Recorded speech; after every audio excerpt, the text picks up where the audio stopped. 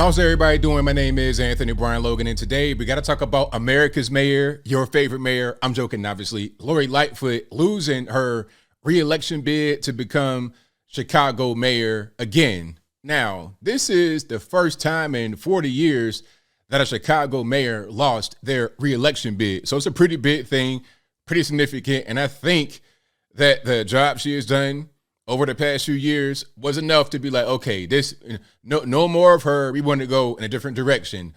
Okay, crime out of control, violence out of control, the police force being demoralized. It's not a very good situation in Chicago right now under her leadership. So it's like, okay, let's go ahead and get her out of there. And before I get into any details and whatnot, who she lost against, the runoff process and whatnot, I have footage of her concession speech.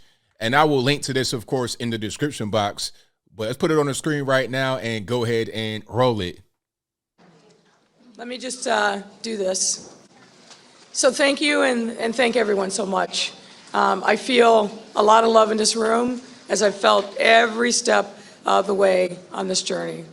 I've called Brandon Johnson and Paul Vallis to congratulate them on their victories in advancing to the runoffs. We were fierce competitors in these last few months, but I will be rooting and praying for our next mayor to deliver for the people of the city for years to come. Your class graduating. Thank you.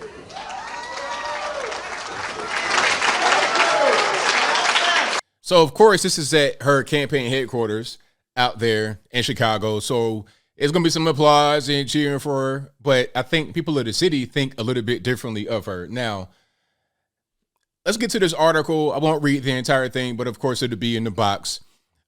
There's some important points I want to make because people are kind of celebrating because Lori Lightfoot, not a good mayor, had a lot of bad policy, just will always come out and just do the wrong thing, in my humble opinion. She got a lot of grace because of the whole LGBT thing and the minority thing. Because, you know, she's like, the first openly gay mayor of Chicago, married to a white woman. The race doesn't matter, but to some it does matter. And her being a black woman, she got a lot of points for that. But aside from the diversity points, what did she do as an actual mayor? I don't really care what you identify as. You can identify as a space alien. How good of a job are you doing on your job? That's all that truly matters from my point of view. She didn't do a good job. And the election results tell the story. Now, let's get into it. So, Lori Lightfoot, she's out, and Paul Vallis and Brandon Johnson are going to be in the runoff. So, I think the way it works, maybe in Chicago, as it is in other parts of the country, is if you, as a candidate, don't get 50% of the vote or more, you go to a runoff with the next highest vote getter. Okay, because nobody got above that. Lori Lightfoot got only 16.89% of the vote, only 16.89. And the former Chicago Public School CEO, Paul Vallis, got 33.95%. And Cook County Commissioner Brandon Johnson got 20.32%. So they'll be in the runoff to see who the next mayor of Chicago is going to be. Now, I'm not really sure if you're going to get a better person than Lori Lightfoot. Now, am I sitting here saying that Lori Lightfoot is this fantastic mayor that everyone should love? No, I'm not. What I'm saying is you can replace her, but with who? Now, Chicago Public School CEO or former CEO, Paul Vallis, what kind of a guy is he? What kind of policies does he have? And also, Cook County Commissioner Brandon Johnson, what about him? Like, who are these guys really? If you're in Chicago, or you're in the area, or you know more about this story, please let me know in the comments below. Do you think the next mayor of Chicago, whoever it may be, Paul Vallis, Brandon Johnson, do you think they'll be better than Lori Lightfoot? I can only hope for Chicago's sake that it be the case. I mean, I think the bar isn't but so high if you're going to compare them to Lori Lightfoot, but will they actually do a better job than her? Is Lori Lightfoot even in charge? Is it the way there's in other parts of the country where the people behind the scenes run the show and the person up front doesn't really do much? I don't know, but I digress. Let's get through a little bit of this here. So Lori Lightfoot, the first black woman, you see, that's why I mentioned the race, because it's how they operate. This is Chicago Sun-Times reading, And immediately, the first sentence, what did they say? Lori Lightfoot, the first black woman and the first openly gay person ever to serve as mayor of Chicago, on Tuesday became a one-term mayor. So 90%, 99% of the precincts reported. This is the outcome. 17.6% of the vote behind Paul Vallis and Brandon Johnson. Vallis, 69 years old. Johnson, 46 years old, will face off in 5 weeks from now in the April 4th runoff to decide who will become the next mayor of Chicago. Obviously, we didn't win the election, but I stay here with my head held high and my heart full of thanks, Lightfoot told supporters shortly before 9 p.m. Quote, you will not be defined by how you fall. You will be defined by how hard you work and how much you do for other people. Now, how hard did she work? What did she do for the city of Chicago and its surrounding area? Again, I'm not a Chicagoan. I'm not an Illinoisan, but if you guys know more than me, please let me know in the comments. I'd love to hear it, because whenever I saw her on the news, it was not for doing a thing that was positive, but I'll move on. So Vallis is talking about he wants to have law and order. Okay, there we go. Vallis returned to law and order message and carried them to the runoff. Quote, public safety is a fundamental right of every American. It's a civil right, and it is the principal responsibility of government. We will have a safe Chicago. We will make Chicago the safest city in America. Okay, so that's definitely a good stance to run on.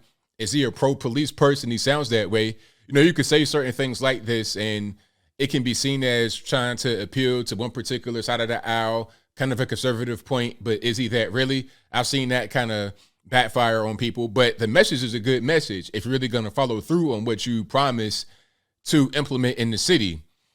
Quote, it will not only come from providing the police with the resources, there we go, and the support that they need, but from building the bond between the police department and the community, so we have true community policing. Oh boy, I don't know about that term. What does that mean? Community policing? You need to have police, and the police need to have the resources and the backing of the city to be able to do their job. So if you're out there catching some hooligan, terrorizing their community, and when you tackle them, they fall and break their pinky finger, it can't be this big lawsuit and this whole thing where you throw the police under the bus and fire a cop for doing stuff like that. The cops need to have more support from local governments. The community, I mean, you need to have the police just be empowered. Put it to you that way. Community policing is not really a real thing, in my humble opinion. To a certain extent it is, but not to the point of having the government try to interfere with that. That's not really going to work. Anyway, he continues, I will also have zero tolerance when it comes to violating the law or violating the Constitution. And this is coming from a family of 4 police officers, including my wife. Okay, there we go. Now, let's just hope he is sticking to the script if and when he becomes a mayor.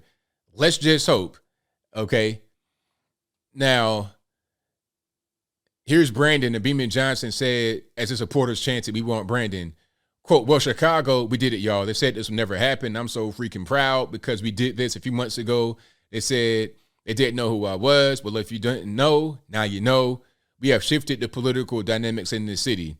Okay, so is that Paul Vallis or is that, yeah, it's Paul Vallis right there. I've not seen, so is that Brandon Johnson? I think I've seen him. I think I have seen him before. They look awfully friendly, him and Lori Lightfoot, super friendly. Maybe I'm wrong about that. You know, we'll see. We'll see. I don't want to read this entire thing just for time's sake, but hopefully the next person in Chicago is going to do a better job than Lori Lightfoot. She did not do a good job at all, obviously. So maybe Paul Vallis, if he comes through and says, okay, we're going to support the police. Maybe if the other guy, Brandon Johnson, if he wins, he does the same thing. I'm not quite sure that it happened, but as I close, I'm going to say this. Shout out to the city of Chicago for standing up for themselves, right? Because a lot of these cities, they refuse to believe that their voting patterns create a situation in the city that's not desirable for them. New York City, for example, Los Angeles, they refuse to believe that their voting patterns create a bad scenario.